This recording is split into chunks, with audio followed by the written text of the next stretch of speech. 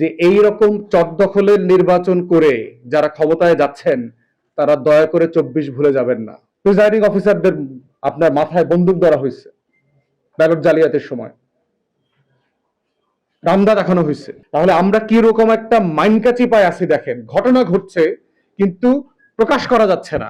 আমার বাড়িতে আসছে ছাত্র দলের ছেলেপেলে লোক পাঠাইছে আমাকে জবাবদিহিতা চাওয়ার জন্য যে তার ভাইরে কেন্দ্র দখল করার সময় সেনাবাহিনী পিটাইছে কেন। আমার বাড়িতে এসে জিজ্ঞেস করছে আমি লোক পাঠাইছি কিনা, আমি নাম দিছি কিনা, আমি ছবি দিছি কিনা। মানে এদের কত বড় দুঃসাহস হয়েছে চিন্তা করেন। এই বিএনপির ফ্যাসিবাদীদের নতুন ফ্যাসিবাদ যেগুলো দেখতে পাচ্ছি। এরপর কর্মীদের কি অবস্থা। তাহলে আমাদের বক্তব্য খুব পরিষ্কার। আমরা গণমাধ্যমের ভাইদেরকে বলবো যে আপনারা রাষ্ট্রের হয়ে জনগণের হয়ে যেটা করছেন সেটা তো অবশ্যই আপনারা করে যাবেন।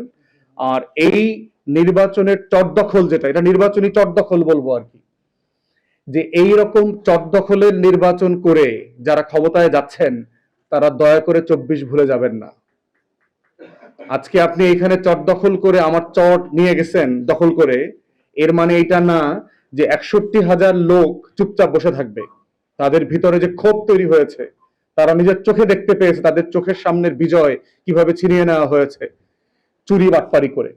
প্রিজাইডিং অফিসারদের আপনার মাথায় বন্দুক ধরা হয়েছে ব্যালট জালিয়াতির সময়, রামদা দেখানো হয়েছে।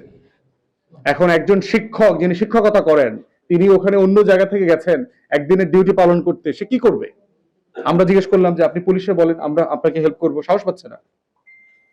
তাহলে আমরা কি রকম একটা মাইনকাচি পায় আছি দেখেন। ঘটনা ঘটছে কিন্তু প্রকাশ করা যাচ্ছে না।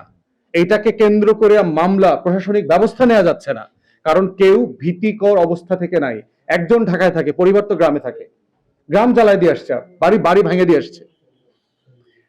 নোয়াখালীতে দেখছেন একজন মাকে ধর্ষণ করে আসছে। একই একই জুলুম।